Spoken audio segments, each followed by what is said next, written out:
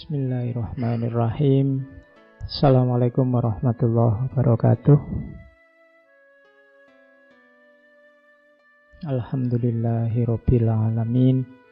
Assalatu wassalamu ala asyrafil anbiya'i wal mursalin sayyidina wa maulana Muhammadin wa ala alihi wa ashabihi wa man tabi'ahum bi ihsanin ila yaumiddin. Amma ba'du. Oke, baik, kita mulai ngaji kita lanjutkan muhasabahnya. Malam ini ketemu Imam Al-Haris Al-Muhasibi. Mungkin teman-teman yang belajar tasawuf sudah pernah mendengarkan nama beliau, Imam Haris Al-Muhasibi. Ada dua kitab yang sangat terkenal ditulis oleh Imam Haris. Yang pertama Ri'ayah li Hukukillah. Ri'ayah li Hukukillah ini kitab tasawuf kecil, tapi nanti kitab inilah yang menginspirasi Imam Ghazali sehingga menulis Ihya Ulumuddin. Kemudian ada juga kitab Risalah Al-Mustarsidun, risalah tentang orang-orang yang mencari petunjuk. Kelihatannya dua kitab ini sudah diterjemah dalam bahasa Indonesia. Teman-teman yang berminat silahkan dicari. Oke, digelari Al-Muhasibi karena memang yang sangat terkenal dari beliau ini muhasabahnya. Jadi seorang sufi yang sangat rajin bermuhasabah, sangat aktif bermuhasabah. Kalau kita baca kitab-kitabnya itu rasanya kita dipaksa untuk meneliti diri kita terus-menerus. Ri'ayah li Hukukillah itu sebagian besar babnya isinya tentang riya. Pokoknya itu penyakit-penyakit hati. Jadi malam ini kita coba menggali seperti apa nasihat-nasihat beliau tentang muhasabah. Orang yang gelarnya saja sudah muhasabah, Haris Al-Muhasibi. Oke, jadi beliau suatu ketika pernah mengatakan, telah berlalu waktu selama 3 tahun. Dan selama itu aku telah mendengar segala sesuatu dalam kepalaku. Kemudian telah berlalu pula masa 30 tahun, dan selama itu aku tidak pernah mendengar sesuatu kecuali dari Allah. Ini mengisyaratkan bahwa ada masa sekitar 30-an tahun beliau menuntut ilmu biasa. Kemudian 30 tahun selanjutnya menempuh suluk dalam jalan tasawuf. Kalau masih menempuh ilmu biasa seperti kita, itu kan pikiran itu rame. Isinya macam-macam. Ilmu apa saja, wawasan apa saja, bunyinya banyak sekali di sini. Lihat HP gitu, bunyinya macam-macam. Mungkin kritik lah, mungkin heran lah, mungkin macam-macam. Lihat apa saja, kepala ini berkecamuk macam-macam. Segala macam hal keluar. Tapi begitu menjalani suluk, tidak tersisa apapun. Yang terdengar hanya suaranya Allah. Jadi kontrasnya di situ. Kalau pikiran masih ramai, masih isinya macam-macam, itu biasanya sumber ketidaktenangan kita, kegelisahan kita.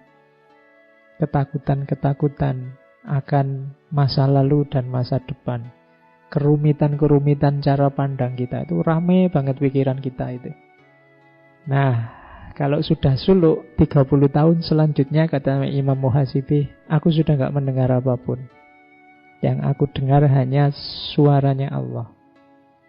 Yang ada di kepala yang tersisa hanya tinggal satu dan satu-satunya, yaitu Allah. Tidak tahu kita mengalami yang semacam ini apa enggak dalam hidup kita.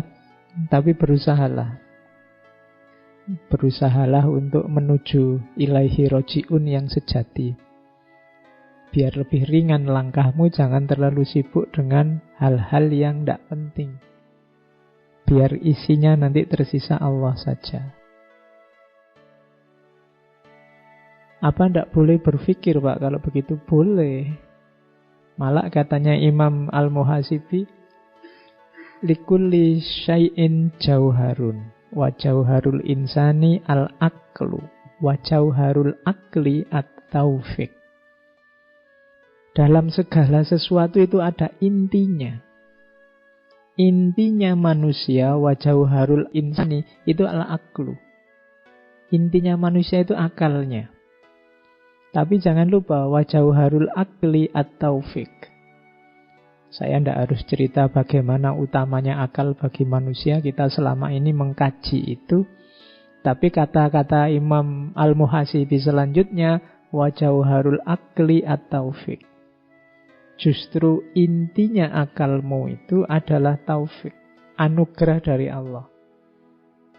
Jadi akalmu itu mencapai puncaknya, kalau katanya para filosof muslim, kalau dia bisa mencapai akal yang mustafad. Akal mustafad itu akal yang nyambung langsung dengan sumber utamanya, nyambung langsung dengan Allah. Karena betapapun segala pengetahuan, segala ilmu itu kan kuasanya Allah. Kalau Allah mengizinkan kita dapat ilmu, kalau tidak ya tidak dapat. Jadi intinya tetap pada taufik. Akal itu mungkin seperti komputer, kemudian taufik itu servernya. Kalau kita internetan kan data itu ada di server. Data itu bisa terpampang di komputer ini apa tidak kan tergantung servernya. Kalau servernya mengizinkan data masuk, dia bisa kelihatan di komputermu. Kalau tidak, ya enggak. Jadi, wajauharul akli itu, akal itu kayak komputer yang dapat suplai data dari Tuhan. At-taufiq. Jadi, begitu ada kebaikan, begitu ada informasi, ada data, ada ilmu yang muncul di kepalamu, itu hakikatnya taufik. Wajauharul akli at-taufiq. Maka, kalau dikembalikan ke depan tadi, kalau akalmu sudah nyambung sama Allah, apalagi isinya hanya Allah, ya sudah. Kamu hidupnya sudah di dalam servernya. Tidak perlu capek-capek download setiap hari. Apa yang dibutuhkan ada. Itu yang oleh para sufi disebut makrifat nanti. Oke, ya ini kamu jadikan referensi dulu saja. Siapa tahu kapan-kapan kamu nyampe level ini. Oke ya. Terus, hatiku dipenuhi segudang ambisi yang segera sirna setelah mata hatiku melihatmu. Katanya Imam Muhasibi, aku meninggalkan dunia dan agama manusia demi menyibukkan diri dalam mengingatmu. Wahai agama dan duniaku, orang yang aku dengki kini berubah iri. Aku menjadi tuan di dunia setelah menjadikanmu sebagai Tuhan. Mu-nya ya kembali ke Tuhan. Maksudnya apa? Waktu aku ambisius, punya cita-cita macam-macam, mungkin pengen jadi ulama besar, pengen kaya raya, pengen terkenal. Aku sibuk, aku capek luar biasa. Aku banyak dengki pada orang lain.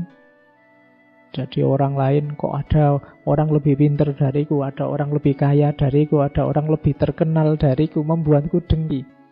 Tapi begitu aku berpaling hanya pada Allah, sudah aku tidak mikir apa-apa lagi, hanya sibuk dengan Allah. Sekarang terbalik, justru orang lain yang iri padaku. Dulu waktu aku dicengkram oleh ambisiku, aku jadi budak. Tapi begitu aku memposisikan diri jadi budak di depan Tuhan, sekarang justru aku jadi tuan.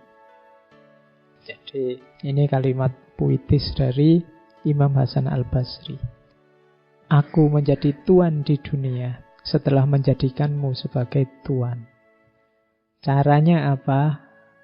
Meninggalkan dunia dan agama manusia. Agama itu jalan hidup manusia. Demi menyibukkan diri dalam mengingatmu. Nah, ini bahan kita muhasabah ya. Kita sibuk dengan Allah itu berapa persen dalam hidup kita dalam sehari.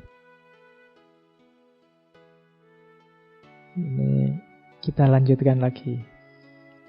Ini juga seperti jauhar tadi, rumus-rumus untuk kita sibuk dan dekat dengan Allah. Aslut ta'ah al-waro'. Dasarnya ketaatan itu waro'. Waro' itu kemampuan jiwamu untuk menjaga diri dan menghindar dari hal-hal yang tercela. Itu waro'. Kenapa sih kok ndak mau nonton film, Mas? Kan filmnya bukan film saru. Ndak aku itu mudah tergoda. Daripada nanti aku tergoda, ndak usahlah. Itu namanya warok. Mbok jalan bareng aku sini loh, ndak apa-apa, jejer. Kan kita temen, ndak apa-apa tuh. Ya ndak apa-apa, cuma aku itu normal. Kadang-kadang khilaf juga. Jadi daripada ada apa-apa, mending ndak usah lah. Itu namanya warok. Kemampuan menjaga diri. Ayo Mas ini loh, ikut debat, ikut diskusi, rame ini, seru, ndak apa-apa, buat seru-seruan aja. Ndak, aku itu ndak kuatan. Kalau sudah debat terus marah. Kalau sudah marah aku ndak kontrol. Eman-eman lah, lebih baik ndak usah lah. Wong ya ndak terlalu penting temanya untuk hidupku. Itu namanya warok. Kemampuan menjaga diri. Untuk yang hal-hal yang mungkin membuatmu jatuh dalam hal yang tercela atau dosa. Ya meskipun mungkin juga tidak. Tapi kamu milih menghindar. Itu namanya warok. Dan ini perlu dilatih. Karena manusia itu kecenderungannya pingin pamer, kecenderungannya pingin menang dari yang lain, kecenderungannya pingin lebih dari yang lain. Dan kecenderungannya pingin juga selalu yang enak-enak. Nah, itu biasanya menipiskan warok ini. Padahal ketaatan itu dasarnya adalah warok. Kita patuh pada Allah tapi tidak punya daya warok, itu biasanya ya agak berat. Kita menuju kesempurnaannya amal. Nah, wa aslul waro'i at-taqwa. Dasarnya warok itu apa? Taqwa. Definisi paling gampang takwa itu kadang orang mengartikannya takutlah pada Allah. Jalankan perintahnya, jauhi larangannya. Jadi untuk bisa ketaatan kita sempurna butuh warok. Untuk bisa warok butuh takwa. Wa aslu takwa muhasabatun nafas. Untuk ketakwaan kita bagus, sempurna, muhasabatun nafas. Muhasabah, menilai diri, mengevaluasi diri. Latihan jadi malaikat rokib sama atid untuk dirimu sendiri. Kamu bikin buku jajal ya, cari kertas itu kamu bagi 2, terus hari ini, hari Rebo tanggal sekian, pahala di kolom kanan, dosa di kolom kiri. Hari ini aku dapat pahala apa ya? Kira-kira dosaku apa jajal ya? Nyaingi malaikat ya. Saya ingin tahu kamu objektif apa enggak. Kadang-kadang itu nanti dari situ sebenarnya nanti kelihatan jiwamu. Mungkin pas mau nulis salah, ini kan dosa kecil, enggak apa-apalah, wong cuma itu aja. Ya. Atau ada orang yang pesimis, mau nulis pahala, ini mau tak tulis ya kalau diterima, kalau enggak, wong sholatku enggak terlalu ikhlas tadi. Itu orangnya pesimis berarti. Oke, ini contoh muhasabah. Dalam sehari apa saja yang kulakukan? Seminggu ini apa saja hasilku yang baik-baik? Ada progres enggak? Minggu kemarin aku progresku apa? Minggu sekarang apa? Aku semakin baik atau tidak? Kalau hidup ini ilaihi roji'un, sejauh mana aku semakin dekat dengan Allah? Atau jangan-jangan aku ini jalannya mundur sehingga tambah jauh sama Allah? Nah, itu muhasabah namanya. Itu nanti yang jadi bekal kualitas takwamu semakin bagus. Jadi wa aslu taqwa muhasabatun nafs. Wa aslu muhasabatin nafsi al khaufu war roja. Dan dasarnya muhasabah tadi, untuk kita bisa muhasabah yang bagus harus ada khauf, ada roja. Ada takut dan juga ada harapan. Sama seperti di Imam Hasan Al-Basri kemarin. Berhadapan dengan Allah itu ya ada takutnya karena kita khawatir dosa kita banyak, tapi ada juga harapannya. Takut saja tanpa roja membuat kita mudah putus asa. rojak saja tanpa khauf, nanti kita sembrono. Tidak hati-hati, tidak warok tadi. Jadi muhasabah yang bagus dasarnya khauf dan rojak. Kalau hanya khauf saja, jadinya kayak tadi, kamu mau nulis pahalamu, kamu takut. Ya kalau diterima. Wong aku ini lemah, aku ini tidak berdaya, khauf saja. Kalau hanya rojak saja, kayak tadi, kamu dosa aja, tidak usah ditulis, dosa kecil aja. Aku sudah istighfar, nanti nggak usah. Nah itu rojak saja. Harus imbang, ada khaufnya, ada rojaknya.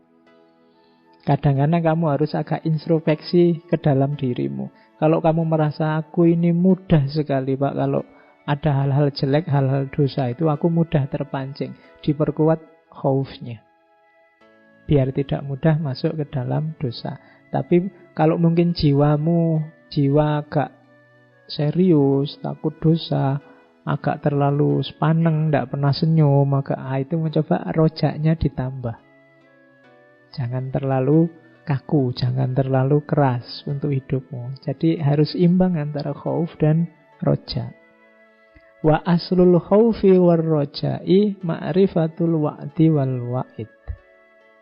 Dasarnya khauf dan rojak yang bagus itu apa? Harus belajar.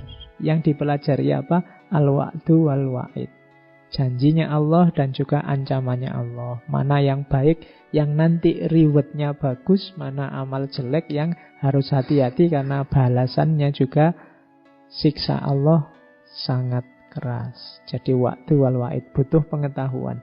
Wa ma'rifatul wa'di wal wa'id, pengetahuan tentang janji dan ancamannya Allah, itu adalah azmul jaza. Azmul jaza itu balasan yang besar. Jadi balasan yang besar maksudnya apa? Segalanya ada balasannya di sisi Allah.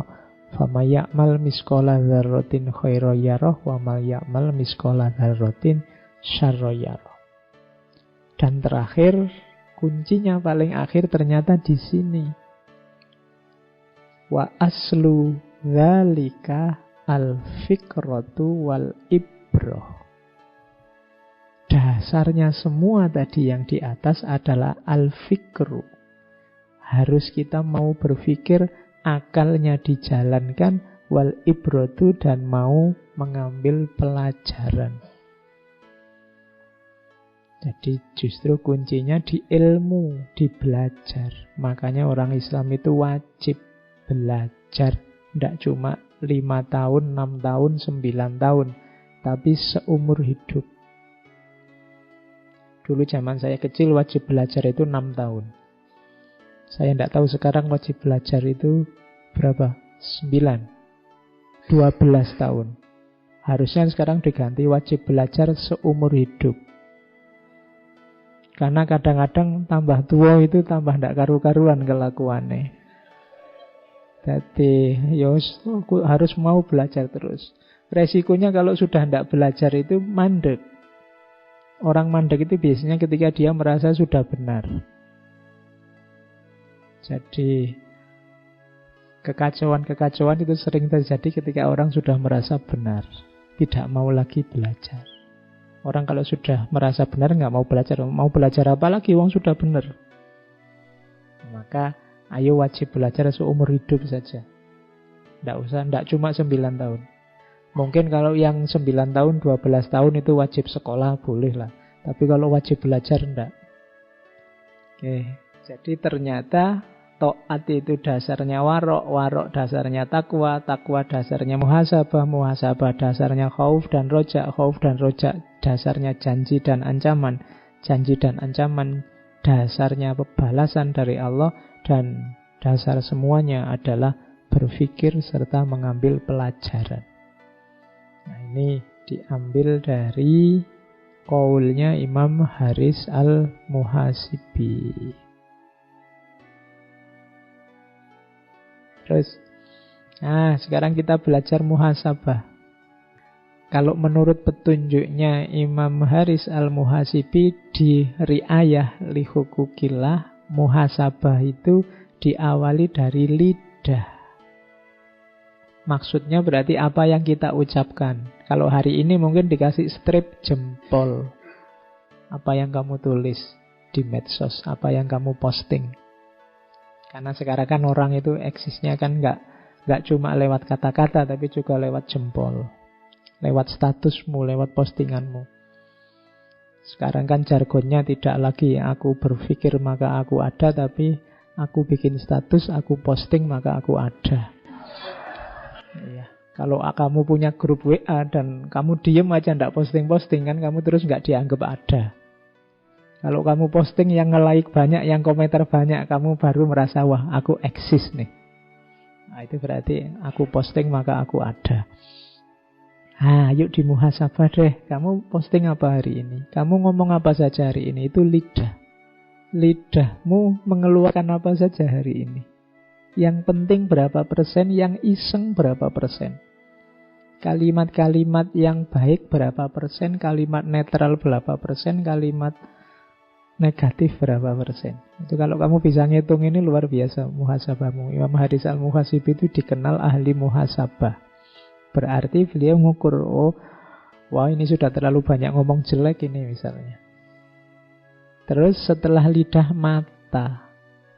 Mata, kalau mau ngomong matamu tidak enak. Mata kita dalam sehari-hari itu lolah ya. Kamu pakai buat apa saja? Apa saja yang kamu lihat? Ya mungkin hari ini banyak lihat HP Pak. Ya wis, kamu di depan komputer, di depan HP itu yang kamu lihat apa? Bukan salah saya loh Pak. Saya itu sebenarnya bacanya bagus-bagus. Tiba-tiba iklan. Iklannya itu gambarnya wow gitu ya Pak. Ya jangan buka situs-situs itu. Salahmu sendiri iseng googling. Jadi mata. Kalau kan ada pepatah yang masyhur itu laka al-ula. Jadi kalau engkau jatahmu cuma lihat yang pertama. Tapi kalau yang kedua dan seterusnya itu tidak boleh. Kalau lihat yang gitu-gitu itu sekilas saja yang pertama. Astagfirullah terus paling ke sana. Tidak boleh diulang. Kalau diulang sudah dosa. Biar nggak ngulang lihatnya yang lama. Ini masih yang pertama loh Pak. Belum ngulang. Oke, itu strategimu itu. Terus telinga. Telingamu mendengarkan apa saja, itu kamu yang tahu lah ya.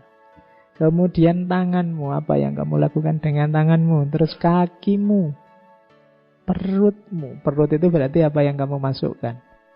Berani menjaminkah yang kamu masukkan halal? Berani menjaminkah yang kamu masukkan baik dalam perutmu?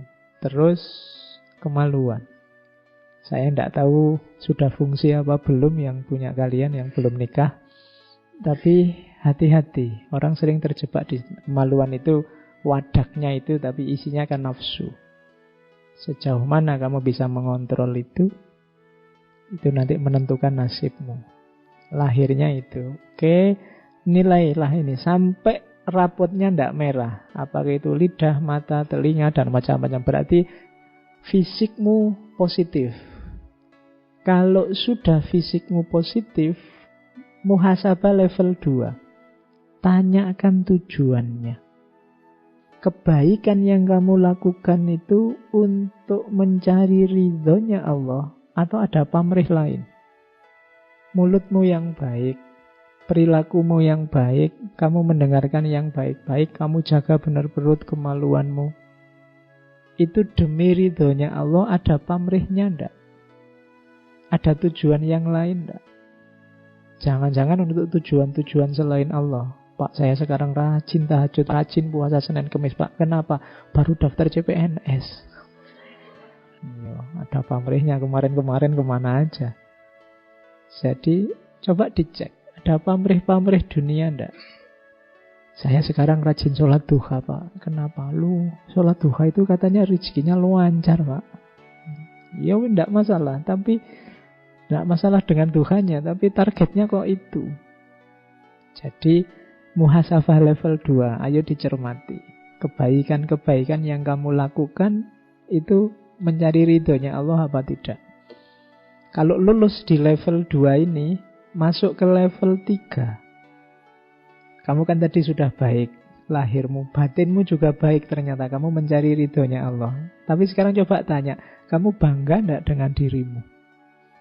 Kan kadang-kadang, Alhamdulillah Pak, itu kan pernyataan kebanggaan diri. Saya sekarang sudah level saya sudah tinggi Pak. Saya hanya Allah yang saya cari ridhonya. Kamu tidak sadar begitu kamu mengklaim bahwa levelmu sudah tinggi, kamu tidak kayak yang lain, kamu sudah tidak punya pamrih, sebenarnya menunjukkan bahwa kamu sedang jatuh lagi. Jadi ini level naik satu level, tanyakan kamu bangga tidak karena sudah melakukan jasadmu baik, rohanimu juga baik. Kalau ada kebanggaan itu, batinnya masih perlu diperbaiki. Karena dalam dunia sufi, kebaikan yang beres baik lahir maupun batinmu itu sebenarnya anugerah dari Allah. Kalau usahamu saja mungkin tidak cukup. Makanya kalau sudah sampai level itu, kamu tanyakan di level selanjutnya, adakah perasaan bahwa keberhasilan itu karena usahamu saja atau karena bantuan dari Allah? Kalau sudah beres semuanya, termasuk apakah motivasi itu hanya Allah saja beres, hati-hati dengan yang terakhir itu. Apakah semua itu membuatmu merasa mulia? Wah, saya ini rasanya dimuliakan oleh Allah Pak. Hidupku lancar, nyaman sejak kecil. Ini rasa ini juga hati-hati. Saya ini sekarang derajat saya kelihatannya sudah lebih tinggi Pak dari kemarin. Itu hati-hati. Teman saya itu Pak susah hidupnya, saya itu loh enak lancar. Wah, berarti saya ini mulia sekarang ini. Hati-hati. Jadi jebakan-jebakannya ada di situ. Jadi ini jadikan rumus untuk muhasabah. Coba dicek mulai fisik satu-satu. Kalau beres semua ditanyakan, ini hanya untuk Allah saja atau tidak. Kalau sudah beres, coba tanyakan lagi, kamu bangga tidak dengan yang kamu lakukan? Merasa itu hasilmu sendiri atau anugerah dari Allah? Kalau ini sudah beres, enggak kok, saya itu enggak kuasa apa-apa, Allah yang menolong. Kamu merasa besar, merasa penting, merasa mulia enggak dengan makommu yang semacam itu? Begitu ada rasa itu, ya kalau pertandingan kamu kena diskualifikasi. Tidak jadi mulia di depan Allah. Ini namanya muhasabah. Mungkin kita tidak bisa sampai level tinggi, ya pelan-pelan. Sampai level 1 saja luar biasa sudah. Lidah terjaga, mata terjaga, telinga terjaga. Terus naik ke level kedua yang hanya ridhonya Allah. Kalau sudah begitu, semua kebanggaan kita sirnakan, diyakini bahwa segala yang terjadi adalah anugerah dari Allah.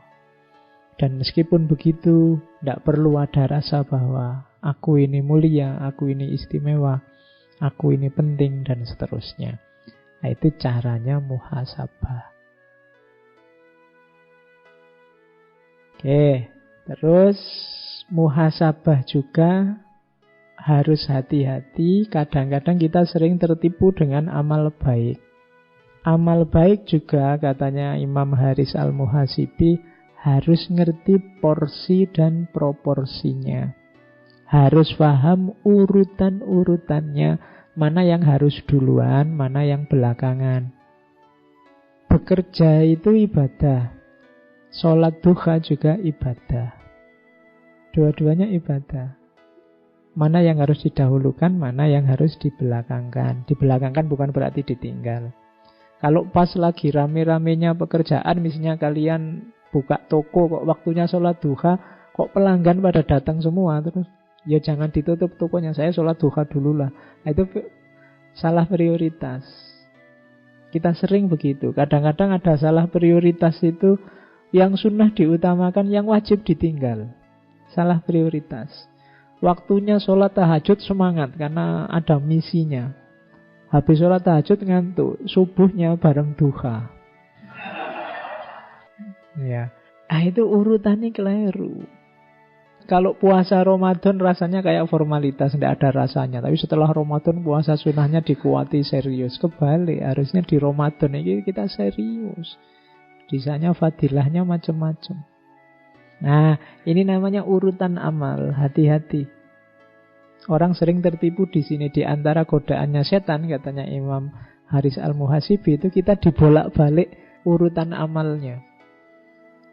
Saya seminggu yang lalu ada cerita, saya tidak tahu pastinya gimana. Jadi ada teman-teman mahasiswa yang sedang sholat, kebetulan yang depan jadi imam, terus ambruk tempat sholatnya. Jadi imamnya ini kejeblos ke bawah, kebetulan yang bawah ini sumur. Setelah imamnya jatuh ke bawah ini, ada makmum satu ke depan melanjutkan sholat isyaknya, menyelesaikan sholatnya. Saya tidak tahu ini yang di bawah ini sedang berjuang apa tidak. Oke, ceritanya begitu. Tapi akhirnya beliau yang imam ini meninggal, mahasiswa. Jadi tidak, hati-hati. Jadi ini urutan amal. Baik, sholat itu wajib memang baik, tapi nyawa juga nomor satu. Ya kan? Kadang-kadang ada orang itu kan misalnya saking wah ini wajib ini sholat, kadang pinggir jalan besar sholat. Ya jalan sebentar sedikit di sana sudah ada masjid.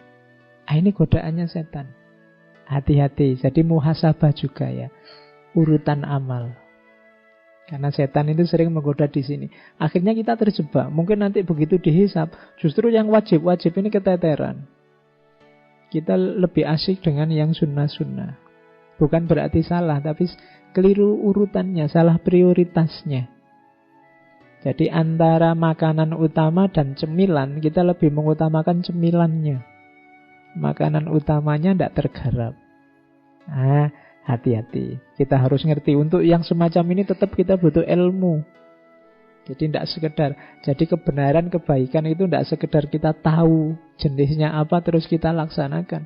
Kita butuh rumus-rumusnya, kapan dilaksanakan, dalam situasi apa, untuk alasan apa, dan seterusnya. Karena begitu salah pakai, malah bahaya, kadang membahayakan kita. Saya sering mengilustrasikan itu. Hari ini kan ada Google itu. Kita ada apa-apa nyari Google. Di Google banyak informasi, tapi kalau tidak kita pakai secara hati-hati, nanti jangan-jangan kita menggunakannya tidak pas. Kita misalnya kepala pusing, terus kamu Google sebab-sebab kepala pusing. Nomor 1, kolesterol tinggi. Nomor 2, jantung tersumbat. Nomor 3, terus kamu kan terus stres itu kan. Waduh, jangan-jangan ini sebentar lagi aku stroke nih. Informasinya tidak salah, tapi kamu belum tahu porsi dan proporsi informasi, konteksnya informasi, kapan dia pasnya. Contoh ini bisa dikiaskan kadang-kadang tentang agama kan juga begitu. Hukumnya ini apa? Jujuk saja kamu nyari hukum gini. Terus kamu tidak ngerti porsi dan konteks dari fatwa yang diberikan itu untuk apa, kapan, dalam situasi apa. Itu gunanya kita nambah ilmu terus. Tanya ahlinya, bila perlu nyari yang bisa nuntun. Makanya dalam tasawuf itu disarankan ada mursyid, ada penunjuk, penuntun. Kalau jalan sendiri khawatirnya tadi keliru. Wong kamu cuma sakit pilek aja merasa kena serangan jantung lah, kena apalah gitu. Nanti dadanya sesak sedikit merasa, waduh, ini jangan-jangan paru-paru nih. Ini jangan-jangan asma nih, macam-macam. Oke, cari ilmunya. Terus, dalam teorinya Imam Haris Al-Muhasibi ada 3 akhlak utama. Kalau kita ingin dekat dengan Allah, 3 ini harus jadi kuncinya. Ini di Ri'ayah li Hukukillah ada. Jadi yang pertama, berhadapan dengan Allah itu senjata kita 3 itu. Yang pertama apa? Taubat. Yang kedua, khauf dan roja. Yang ketiga, muraqabah. Pokoknya begitu merasa kita sedang di hadapan Allah, begitu merasakan kehadiran Allah, 3 hal itu kita hidupkan. Kita bertaubat, mohon ampun atas semua kesalahan, semua dosa kita. Kita hidupkan lagi khauf dan roja. Kita takut akan segala kekeliruan, kesalahan kita, sambil kita berharap rahmatnya, berharap anugerahnya. Kemudian yang ketiga apa? Muraqabah. Jadi muraqabah itu merasakan kedekatan, merasakan kehadirannya selalu. Cirinya apa muraqabah kita itu sukses? 3, katanya Imam Haris Al-Muhasibi. Yang pertama, malu pada Allah. Yang kedua, selalu mengagungkannya. Dan yang ketiga, mengutamakannya. Kalau dalam diri kita selalu merasakan Allah hadir dan dekat, yang pertama pasti malu. Malu itu kalau mau melakukan yang jelek-jelek, yang aneh-aneh itu malu. Jadi Allah hadir. Mungkin kamu sedang berkaca sendirian di rumah, harus mandi, nyanyi-nyanyi di depan kaca, terus wah, malu aku kalau dilihat Allah. Itu contoh paling gampang. Malu itu begitu. Kalau ketahuan orang tuamu begitu kamu nyanyi-nyanyi kan langsung berhenti. Kenapa? Malu. Nah, mau melakukan apapun, kalau diiringi kesadaran bahwa Allah itu hadir karena muraqabah kita sukses, itu biasanya kita akan terjaga dari hal-hal yang jelek.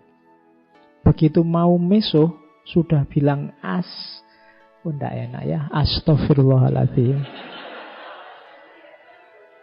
Kenapa? Kamu sadar bahwa Allah hadir. Wah, ada Allah nih, jadi enggak enak kita.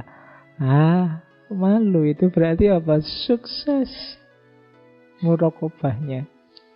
Yang kedua, mengagungkannya itu pasti. Kesadaran Allah hadir itu akan Allah yang Maha Kuasa, Allah yang menguasai segalanya. Dan yang ketiga, mengutamakannya. Mengutamakannya itu kamu mau melakukan sesuatu. Ketika kamu tahu Allah tidak suka ini, Allah tidak ridho ini, sudahlah, kuutamakan Allah saja. Mungkin kamu ujian akhir, sekarang kan masanya ujian akhir. Temanmu bawa contekan kok yo pas. Kamu bisa sambil ngelirik saja kelihatan jawabannya, misalnya sebelahmu. Begitu kamu mau nyontek, Allah tidak suka yang kayak gini, malu aku kalau dilihat Allah, kuutamakan Allah saja. Itu berarti muraqabahnya sukses. Tapi kalau rasa semacam itu tidak muncul, alhamdulillah Pak, rezeki jangan ditolak. Ya, berarti kamu tidak malu sama Allah. Wong ketahuan manusia aja berbuat jelek kan kita malunya luar biasa, apalagi Allah. Makanya katanya Rasulullah itu al-ismu mahaka fi sodrika wa karihta ayatolia alaihinnas. Dosa itu biasanya ciri gampang antara lain kalau orang tahu kamu malu, kamu tidak suka, itu berarti dosa. Apapun yang kamu lakukan, kalau orang tahu kamu malu, kemungkinan besar itu dosa. Terserahlah kamu ngerti sendiri dalam hidupmu apa. Yang itu kalau ketahuan orang kamu malu, itu kemungkinan besar dosa. Jadi akhlak terhadap Allah itu isinya taubat, kesadaran untuk tiap hari mengistighfari dosa-dosa kita, khauf dan roja, dan juga muraqabah, kesadaran akan kedekatan dengan Allah. Oke, terus saya bilang tadi riya ya. Riya itu bagian paling panjang dalam kitab Ri'ayah. Saya tidak bawa banyak, silakan teman-teman baca sendiri kitabnya. Dalam bahasa Arab boleh, bahasa Indonesia terjemahnya silakan dicari. Ada riya besar, riya kecil. Riya itu ibadah ingin dipuji. Jadi ingin orang lain melihat kemudian kagum. Itu riya. Sengaja pamer. Ya mirip-mirip kalau kamu sedang narsis pingin selfie terus kamu share. Padahal itu sudah diolah dengan program apa di HP-mu. Terus wah kamu tambah putih ya, terus kamu seneng. Pingin pamer. Itu sejenis itu. Cuma ini ibadah. Ya. Jadi ingin memamerkan keutamaanmu. Sebenarnya orang cuma tanya yang bisa dijawab dengan satu kata saja. Tapi karena kamu ingin pamer keluasan ilmumu, kamu jawabnya setengah jam. Ini ya Pak, menurut ulama ini itu sebenarnya begini. Tapi beda sama ulama ini. Orangnya sampai pusing lah, terus gimana Mas? Ya pokoknya ada nuansa pamernya. Jadi hati-hati. Ada riak besar, riak kecil. Kalau yang riak besar itu ya memang cuma pamer itu tujuannya, tidak ada yang lain. Kalau riak kecil tujuannya yo pamer, yo pahala sebenarnya. Saya ingin cari pahala kok Pak. Tapi kalau dipuji ya suka juga sebenarnya. Itu riak kecil. Jadi kalau tidak dipuji terus jadinya males. Mas diminta baca Al-Quran. Yang mendengarkan berapa orang? Wah itu alamat itu sudah. Pak diminta jadi pembicara Pak. Pesertanya berapa?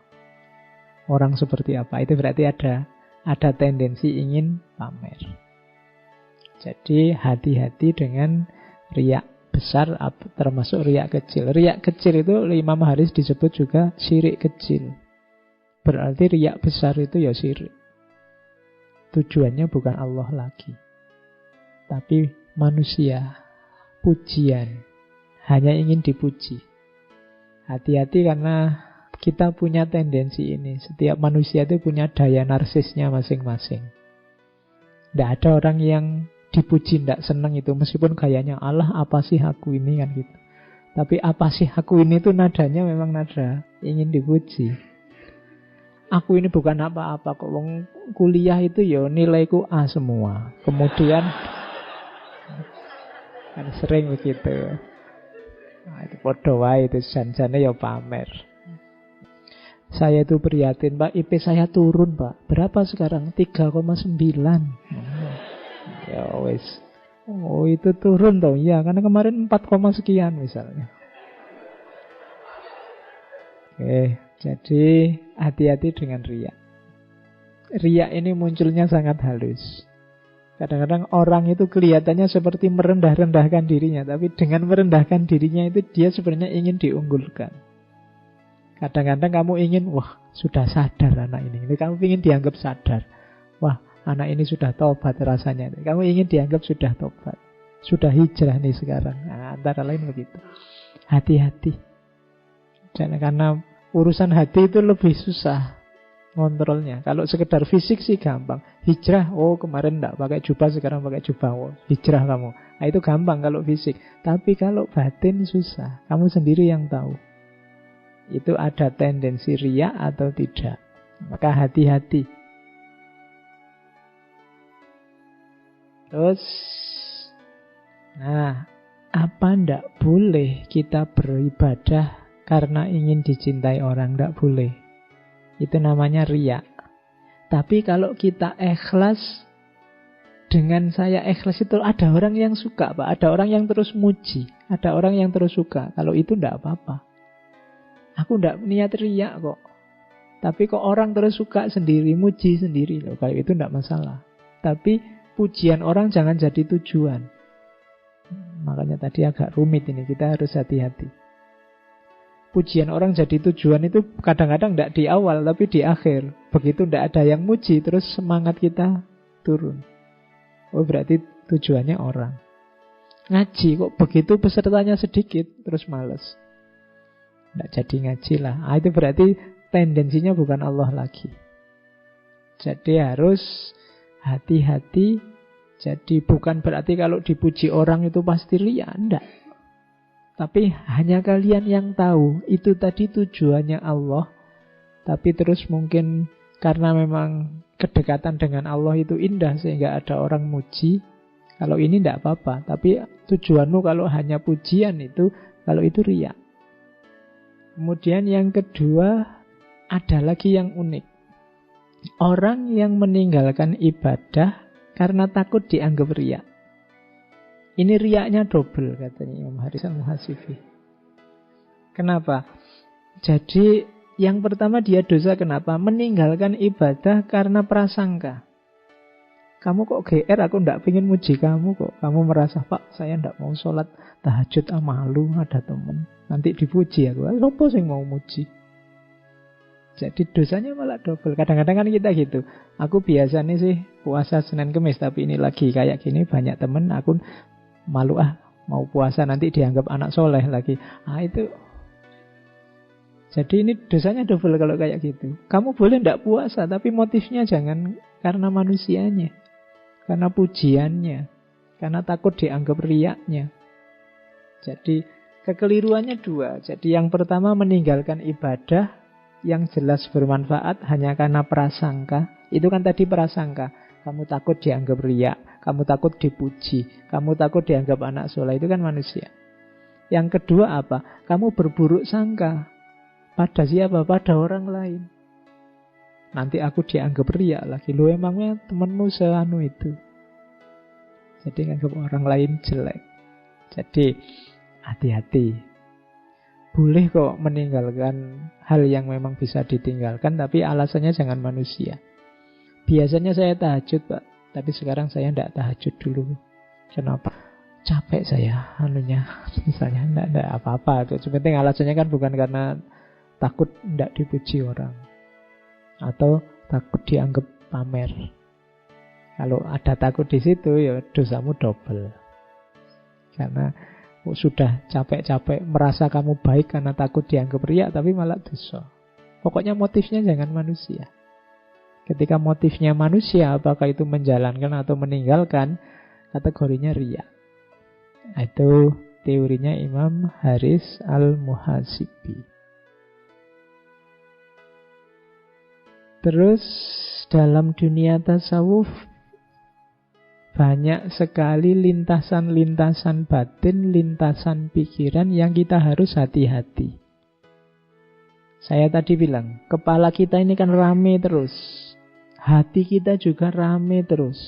Bisikan itu macam-macam bating seliwer. Mampir selalu, kadang kita tidak sadar, kadang kita sadar. Katanya Haris Al-Muhasibi, hati-hati. Kalau ada bisikan harus kita deteksi itu suaranya nafsu, suaranya setan, atau dari Allah. Jangan dicampur-campur. Kalau nafsu itu biasanya sifatnya godaan. Kalau setan biasanya sifatnya tipuan. Ya, kalau dari Allah biasanya hidayah, petunjuk ke arah kebaikan. Jadi nafsu itu biasanya isinya godaan untuk pemenuhan hasrat, keinginan. Ini tidak selalu salah, penuhi saja di jalur yang benar, yang halal, dan secukupnya. Makan misalnya harus dipenuhi, tapi secukupnya saja, jangan berlebihan. Minum juga begitu, termasuk hasrat seksual. Penuhi di jalur yang benar, yang halal, dan secukupnya saja, jangan boros. Karena hal-hal yang sifatnya nafsu ini biasanya kekurangan atau kelebihan itu nanti sifatnya merusak. Makan tidak terpenuhi itu merusak. Kebanyakan makan juga merusak. Makanya ilmu tata nafsu dari para ulama akhlak seperti Ibnu Miskawah itu diberi patokan, rumusnya adalah jalan tengah. Tidak penakut, tidak nekat, tapi berani, jalan tengah. Karena memang bisikannya nafsu itu biasanya menggoda kita untuk memenuhi. Pak, saya kan normal, Pak, makanya saya... Iya, normal sih normal, tapi penuhi di jalurnya yang benar. Karena begitu kita melenceng jalur, kita akan merasakan sengsaranya. Yang kedua setan. Kalau setan ini tipuan. Cirinya tipuan itu barang jelek yang kelihatannya baik. Ditampakkan atau dibisikkan ke kita bahwa itu baik, itu normal, itu tidak masalah. Itu suara-suara semacam ini sumbernya dari setan. Tidak apa-apa, itu pacar-pacarmu sendiri, kalian kan sudah saling cinta. Kan sudah janji sehidup semati, tidak apa-apa sudah. Masa berapa tahun dapatnya cuma kirim salam sama titip WA misalnya. Ya nyarilah untung dikit-dikit misalnya. Nah, itu bisikannya setan. Tidak apa-apa, kamu itu manusia yang normal kok. Kan lawan jenis toh berarti normal, tidak apa-apa. Lebih bahaya kalau sesama jenis. Nah, kalimat-kalimat kayak gini kalimat tipuan. Kalau ada temenmu kok menasehati begitu, berarti dia jenisnya. Iya. Jadi dia mencarikan dasar bahwa yang salah itu sebenarnya benar. Tidak apa-apa, nyontek aja. Kalau tidak nyontek, kamu nanti tidak lulus loh. Dosennya kejem itu, killer itu. Kalau ndak nyontek kamu ndak lulus-lulus. Kalau kamu nyontek kan nanti nilaimu bagus. Birrul walidain itu. Orang tuamu senang, lu membahagiakan orang tua itu pahalanya besar loh. Nah, yang kayak gini-gini jenisnya setan. Jadi hati-hati. Yang jelek-jelek ditampilkan sebagai baik. Perhatikan dan ikuti saja dengan serius lamhat bisikan-bisikan dari Tuhan. Itu di antara jalan komunikasi kita dengan Allah itu antara lain pengetahuan ilhamiah, hidayah kalau bahasa kita sering hari ini. Ada kalimat selanjutnya, bisikan Tuhan itu sejalan dengan akal sehat, bisikan setan itu sejalan dengan hawa nafsu. Jadi rumusnya seperti tadi ya. Kalau nafsu itu godaan, kalau setan itu tipuan, kalau Allah, kalau Tuhan itu hidayah, mengarahkan untuk keridhaan dan kebahagiaan.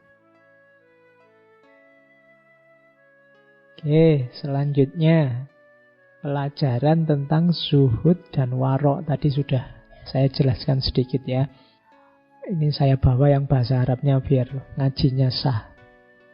Apa bedanya zuhud sama warok? Kalau zuhud itu tarkud dunya ma'adzikriha sifatus zahidin. Jadi meninggalkan dunia tapi tetap ingat. Itu namanya zuhud. Sebenarnya aku sayang sekali sama HP ini. Tapi HP ini menggangguku untuk mendekat ke Allah ya. Maka HP ini tidak terlalu kuperhatikan lagi. Aku cuekin meskipun aku masih sayang. Ini mentalitas orang zuhud. Watarkuha ma'anisyaniha. Tapi meninggalkan dunia sambil melupakannya sudah aku lupakan sama sekali. Aku tidak ingat. Sifatul arifin. Itu orang-orang arif. Orang arif, orang yang sudah makrifat. Orang yang sudah paham, sudah ngerti tentang kesejatian, termasuk kesejatiannya dunia. Jadi kalau orang zuhud itu meninggalkan dunia tapi masih ingat sebenarnya dia tentang dunia. Masih ada keterikatan tapi dia berjuang untuk lepas dan bisa lepas meskipun masih ingat. Tapi kalau orang arif itu lupa sama sekali. Kalau kamu punya mantan dan masih terbayang-bayang, padahal sudah tidak bisa nyambung lagi, itu zuhud. Tapi kalau kamu punya mantan sudah lupa sama sekali, mungkin karena ada gantinya yang lebih cakep, itu sudah arif. Tentang mantan itu tadi, jadi sudah tidak ingat lagi. Kita dulu mantan loh. Oh iya toh, kok lupa ya aku. Itu berarti kamu sudah golongannya orang arifin. Tapi kalau masih ingat, kita dulu mantan loh. Iya ya, waktu pisah aku nangis-nangis loh. Itu berarti orang zuhud. Oke, ilustrasinya begitu. Inna zuhda laisa fi ihdaril milkiyah al-fardiyah. Sesungguhnya zuhud itu bukan dalam hal ihdar, menghancurkan kepemilikan individu. Bukan berarti tidak punya apa-apa. Wah, orang ini rumahnya aja cuma bambu, bajunya cuma itu, berarti dia zuhud. Tidak, parameternya bukan itu. Walakinnahu amalun qalbiyun tasdukuhul yad. Zuhud itu urusannya kondisi hati, kondisi kalbu yang tasdukuhul yad, yang cocok dengan situasi nyata. Yad itu tangan. Dengan kehidupan sehari-hari. Jadi batin yang tidak terikat oleh dunia, tidak jatuh cinta dengan dunia. Makanya katanya Imam Haris Al-Mukasifi, fakam min fakirin harisun, wakam min waniyin zahidun. Berapa banyak orang-orang fakir tapi serakah terhadap dunia, ambisius. Dan berapa banyak orang kaya tapi dia zuhud, zahid. Seperti saya lupa dulu mungkin pernah cerita tentang muridnya Ibnu Arabi. Jadi satu ketika Ibnu Arabi ini punya murid yang juga jadi sufi, yang tinggalnya di tepi pantai jadi nelayan. Dia ini hidupnya hanya dari nelayan itu, cuma Kalau dia dapat ikan, diambil tulangnya saja, dagingnya disedekahkan. Kehidupannya sangat zuhud. Satu ketika dia nyuruh muridnya untuk ketemu gurunya, coba kamu datang ke guruku, ke Ibnu Arabi sana, ke kota, mungkin beliau punya pesan buatku. Datanglah si murid ini ke rumahnya Ibnu Arabi. Begitu nyampe rumahnya kaget. Ini Ibnu Arabi, gurunya guruku. Rumahnya kok bagus, megah gini kayak istana. Guruku aja rumahnya kecil di tepi pantai, makannya cuma tulang ikan. Begitu nyampe di rumah disuguh macam-macam makanan mewah, dia malah heran. Wah, ini sufi bener gak sih Ibnu Arabi ini? Dia diragukan sudah kesufiannya. Terus tanya, Syekh, ini saya ada pesan dari guru saya, mungkin Syekh mau pesan apa, ada nasihat apa untuk guru saya? Pesannya Ibnu Arabi, ya sudah, bilang ke gurumu ya, jangan terlalu cinta dengan dunia. Itu muridnya tambah mengkerut ini. Piye? Orang ini hidupnya kaya raya kayak gini, guruku yang kayak gitu malah ndak boleh mikir dunia. Ndak nyambung. Akhirnya pulang, di mana ada pesan dari guruku? Ada, tapi pesannya aneh. Masa guru dilarang banyak berpikir tentang dunia? Begitu dapat pesan itu, muridnya langsung nangis. Jadi setelah ditanya, guru kok sampean malah nangis? Iya, guruku ternyata memang bisa membaca situasiku. Jadi penjelasannya, karena sebenarnya meskipun dia makan hanya tulang ikan, tapi setiap kali dia makan tulang ikan, yang ada di pikirannya, ini sebenarnya kalau ada dagingnya ya lebih enak. Tidak cuma tulangnya, apalagi ada sambal tomatnya, apalagi ada. Jadi masih ada pikiran tentang dunia. Sementara Ibnu Arabi yang hidupnya kaya berlimpah, dia tidak pernah pikir. Detik itu misalnya kehilangan hartanya, kehilangan istananya, kehilangan dunianya, tidak masalah. Jadi bukan masalah jumlah yang dimiliki, tapi keterikatanmu terhadap dunia. Itulah kuncinya zuhud.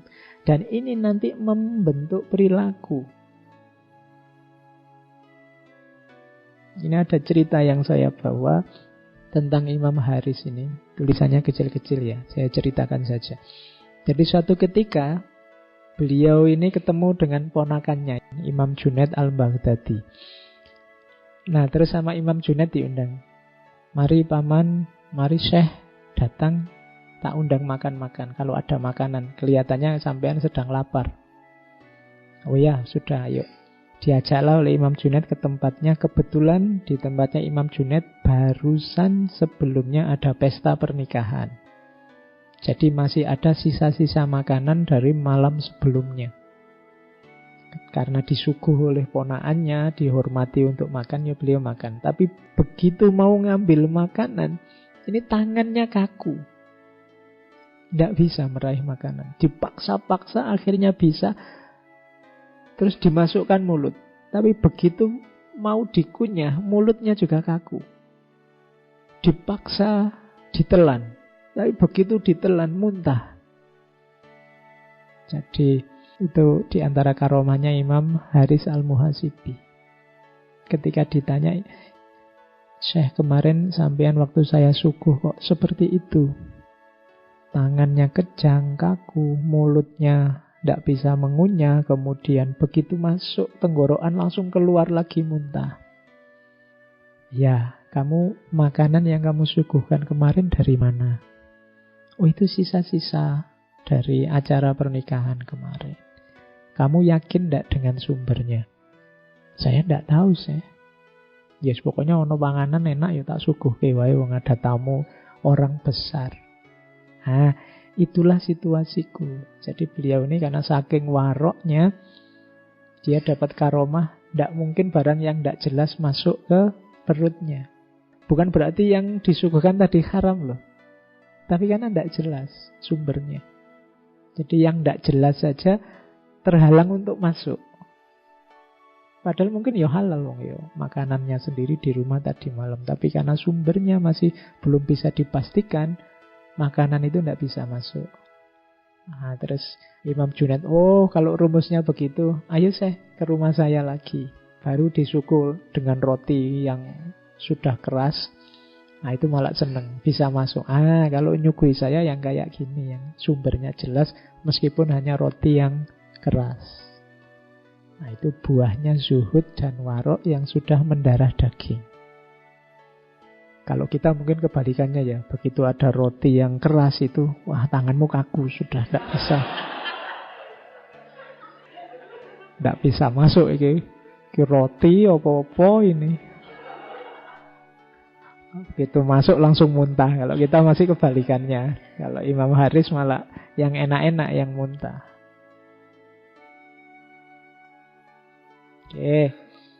Nah, ini pembahasannya tentang cinta ilahiyah. Kalau tentang cinta ilahiyah, cinta pada Allah itu ada 3 lapisan. Lapisan pertama adalah mencintainya karena segala karunia dan nikmatnya.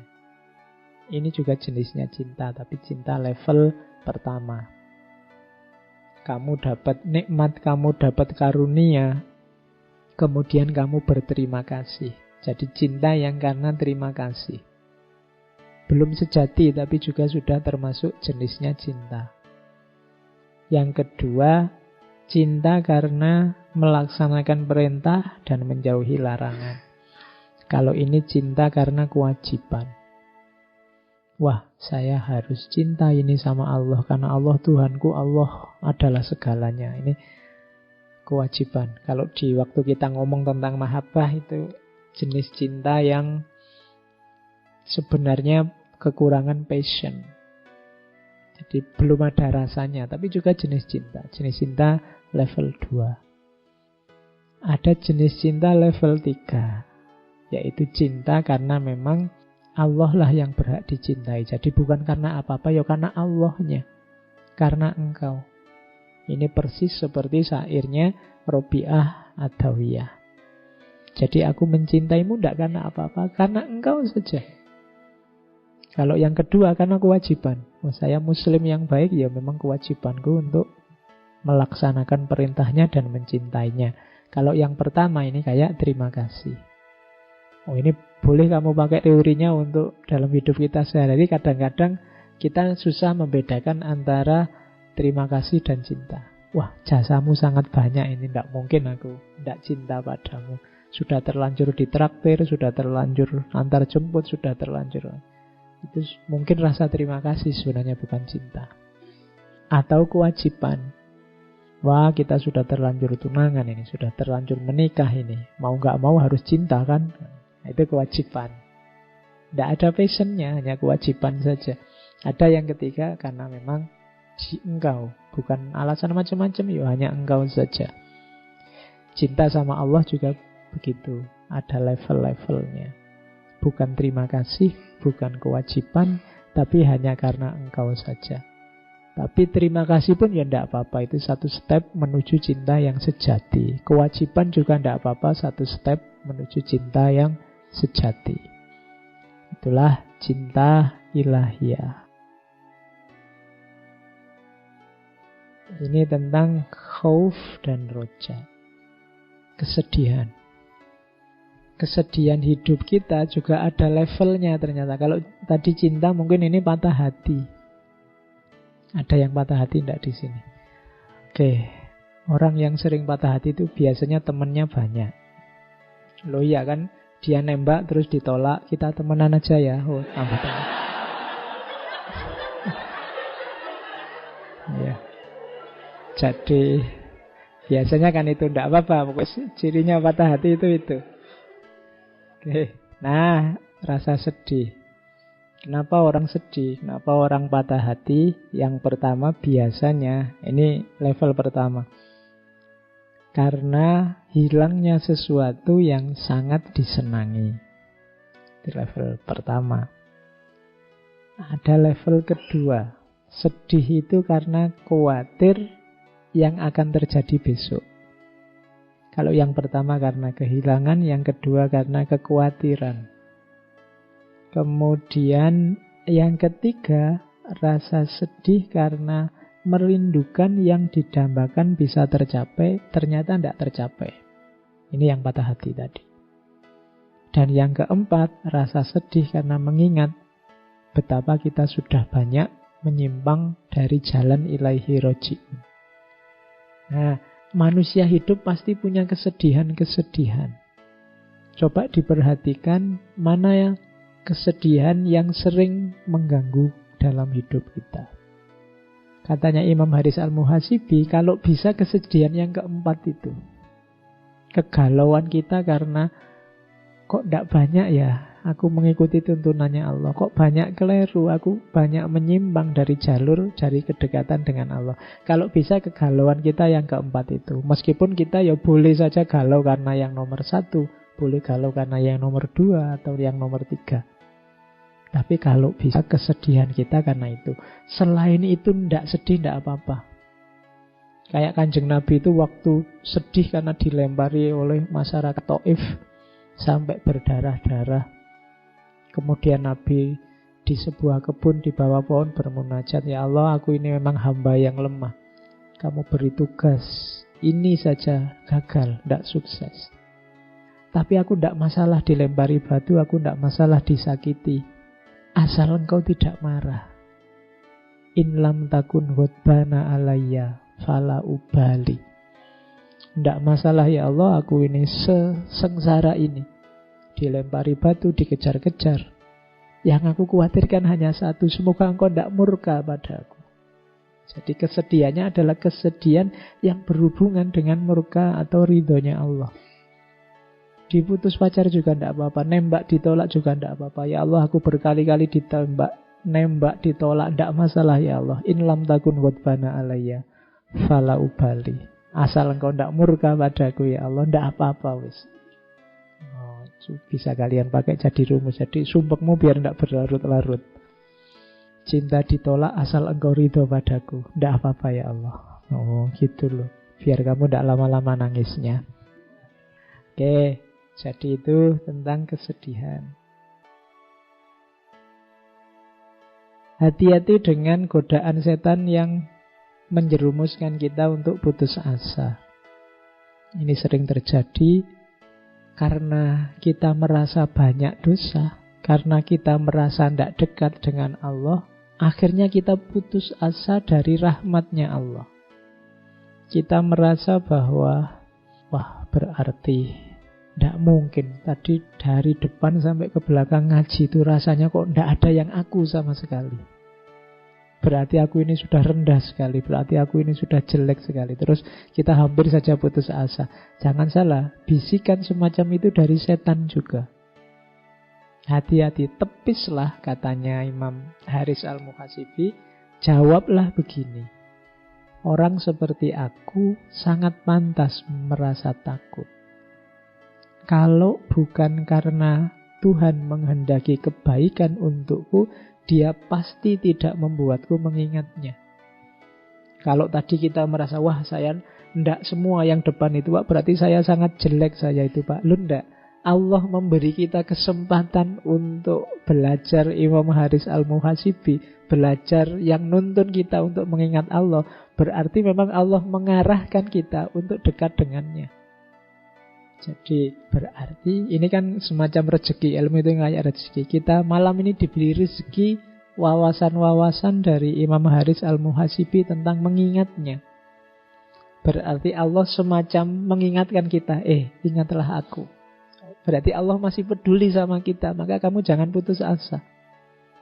Allah masih mengingatkan kita, masih menunjukkan kita, masih menampakkan kita hal-hal yang utama, hal-hal yang baik. Berarti Allah masih berharap sama kita.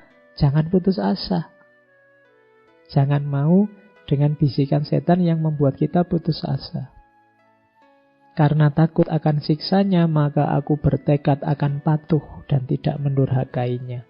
Betapa banyak dosa yang lebih besar dari dosaku yang Dia ampuni, dan betapa banyak aib yang lebih hina dari aibku yang Dia tutupi.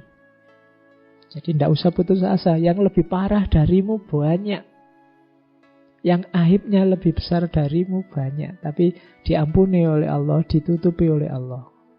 Kalau kalian kan aibnya kecil-kecil, tapi jumlahnya saja yang banyak. Itu pun ditutupi oleh Allah. Berarti Allah masih sayang sama kita. Kalian kan yang lebih tahu rahasiamu yang ditutupi oleh Allah apa. Itu bukti bahwa Allah masih sayang padamu. Jangan putus asa. Buktinya apa? Aibmu masih ditutupi sampai detik ini. Aibku juga masih ditutupi. Kadang hanya kalian yang tahu, tidak ada orang lain yang tahu. Maka jangan putus asa. Berarti Allah masih sayang padamu, masih menginginkan kebaikan darimu. Nah, jadi tepislah bisikan-bisikan setan untuk putus asa. Oke, itu ajaran-ajaran utamanya Imam Al-Haris Al-Muhasibi. Oke, ini sisanya saya ambil dari Risalah Al-Mustarsyidin. Karena banyak saya baca sekilas sekali-sekali saja, nanti bisa kalian copy, bisa kalian catat sendiri. Yang pertama, ini di Risalah Al-Mustarsyidin ya, saya kutip-kutip. Abu Bakar As-Siddiq radhiyallahu an berkata, saya maunya memotong Arabnya tapi nanti lama, kalian juga kesulitan memahaminya. Bertakwalah pada Allah dengan menaatinya, dan taatilah Allah dengan bertakwa padanya. Cegahlah tanganmu dari menumpahkan darah kaum muslim, dan perutmu dari memakan harta mereka, dan lisanmu dari menyinggung perasaan mereka. Cegahlah, ini termasuk warok tadi, cegahlah. Kemudian introspeksilah dirimu dalam setiap lintasan pikiran. Hasibu anfusakum fi kulli lamha. Jadi jangankan kata-kata yang keluar, perbuatan yang terwujud, bahkan lintasan pikiran pun ayo kita introspeksi, ayo kita uji. Itu quotes pertama. Risalah Mustarsyidin itu isinya banyak quotes-quotes. Nanti ada ulama yang mentahqiq dan menafsir. Ini juga nasihat. Bila engkau mendirikan sholat, dirikanlah sholat perpisahan. Kalau ini tips ya. Kalau ingin sholatmu lebih khusyuk dari biasanya, bayangkan bahwa itu sholat yang terakhir, dan setelah itu kamu tidak bisa sholat lagi tapi disolati. Nah itu kamu mungkin sholatnya lebih mantap. Bila engkau mendirikan sholat, dirikanlah sholat perpisahan. Jadikanlah sifat santun sebagai rekan, sifat waspada sebagai kawan, keselamatan sebagai gua persembunyian, waktu luang sebagai harta rampasan perang, dunia sebagai kendaraan, dan akhirat sebagai kediaman. Al-Hasan di sini Imam Hasan Al-Basri. Al-Hasan berkata, Allah Ta'ala tidak memberikan waktu istirahat bagi orang mukmin selain di surga. Ini uriannya panjang. Insya Allah kalian paham yang dimaksud. Terus, ini sampai belakang tentang ilmu. Sebenarnya ratusan halaman saya ambil banyak tentang ilmu. Karena kita kan ada di jalan keilmuan. Ikatlah anggota tubuhmu dengan tali kendali ilmu. Gembalakan ambisimu dengan mengetahui betapa dekatnya Allah denganmu. Jadi yang bisa mengendalikan tubuh kita, diri kita itu ilmu. Yang bisa ngerem ambisi kita itu kesadaran bahwa Allah dekat. Berdilah di hadapannya layaknya seorang hamba yang memohon perlindungan, niscaya kau dapati dia penuh belas dan kasih sayang.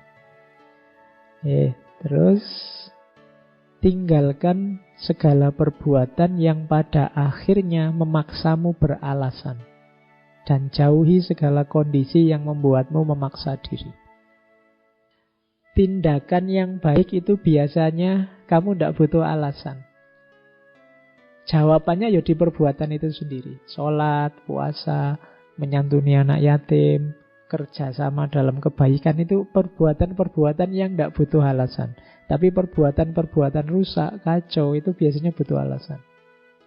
Jadi kalau kamu rasa orang tanya padamu, mengapa kamu melakukan itu? Terus kamu butuh jawaban panjang lebar, butuh alasan detail. Mending kamu tinggal. Itu biasanya tidak beres. Tidak butuh dalih. Perbuatan baik itu bisa langsung dipahami. Kemudian segala ilmu yang tidak mengandung 3 hal hanya menambah bukti yang memberatkan si pemilik ilmu. Ketiga hal itu adalah, ini diperhatikan, buahnya ilmu harus 3 ini, katanya Imam Haris Al-Muhasibi.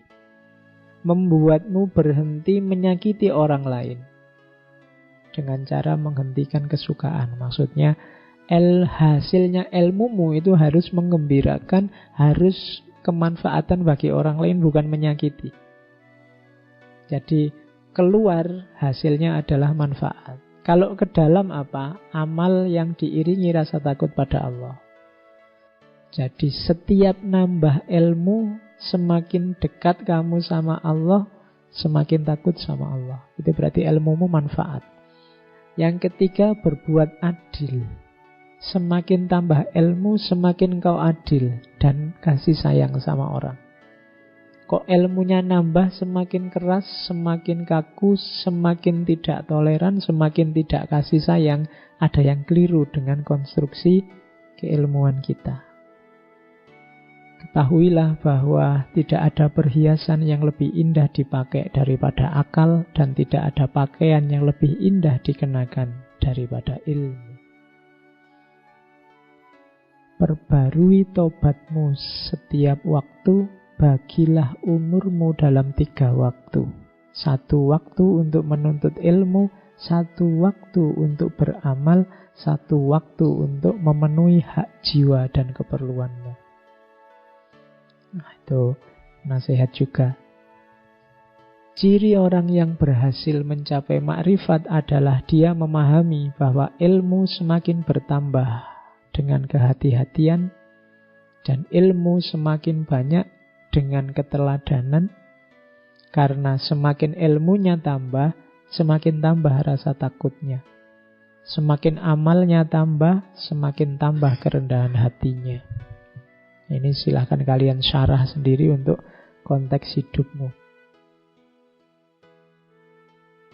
Ciri-ciri orang berilmu. Jika dia melihat, dia mengambil pelajaran.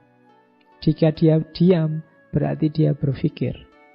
Jika dia bicara, berarti dia berzikir. Jika tidak diberi, dia bersabar.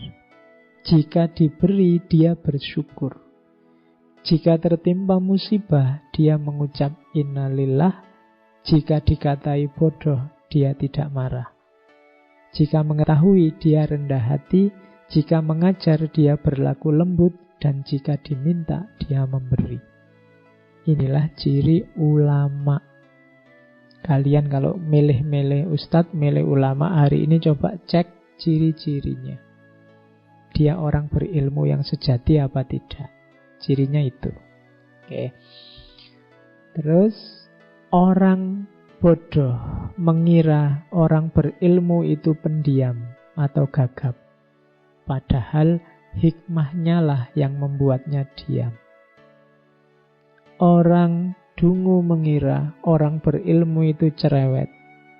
Padahal nasihat demi Allah lah yang membuatnya bicara. Orang bodoh juga mengira orang berilmu itu hartawan. Padahal sikap menjaga kehormatanlah yang membuatnya tampak kaya. Jadi orang berilmu itu biasanya ada karakter namanya iffah. Iffah itu menjaga kehormatan. Meskipun tidak kaya, dia tidak akan minta-minta. Dia tidak akan serakah, tidak akan berhasrat pada dunia, pada pengumpulan harta. Maka sikap orang berilmu itu selalu sikapnya orang kaya. Dia tidak pernah mengeluh dengan kepemilikannya. Orang bodoh pun mengira orang berilmu itu miskin. Padahal kerendahan hatinya lah yang membuatnya tampak hina. Oke, ini anggapannya orang yang tidak ngerti tentang orang yang berilmu. Terus, akuilah bahwa Allah senantiasa berbuat baik kepadamu, mesti engkau melanggar perintahnya.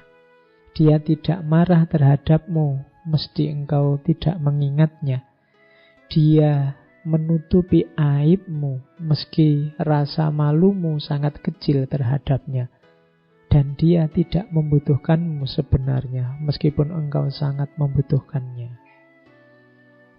Ketahuilah bahwa terik matahari tiada guna bagi orang buta. Begitu juga yang menerima cahaya ilmu hanyalah orang yang bertakwa. Obat tidak berguna bagi orang mati. Begitu juga etika tidak bermanfaat bagi tukang berdalih, orang yang suka cari alasan. Hujan deras tidak berguna bagi bebatuan keras, begitu pula hikmah tidak akan berbuah di hati para pecinta dunia. Terakhir, ini cerita tentang sebelum Imam Haris al-Muhasibi meninggal, beberapa menit sebelumnya beliau berbisik pada Ja'far bin Abi Saur, salah seorang sahabatnya yang saat itu duduk di sebelah beliau. Terus katanya Imam Haris, jika aku melihat sesuatu yang aku sukai, maka aku akan tersenyum kepadamu. Dan jika aku melihat sesuatu yang tidak aku sukai, kamu pasti akan melihat perubahan di mukaku. Kemudian akhirnya Ja'far berkata, Al-Muhasibi tersenyum sebelum meninggal dunia. Berarti beliau melihat sesuatu yang disukai. Itulah kisah akhir hidupnya Imam Haris al-Muhasibi, seorang sufi besar. Oke, saya kira itu ya malam hari ini tema muhasabah kita. Semoga ada manfaatnya. Oke, dari saya sekian, kurang lebihnya mohon maaf. Wallahul muwafiq, wallahu a'lam bissawab. Wassalamualaikum warahmatullahi wabarakatuh.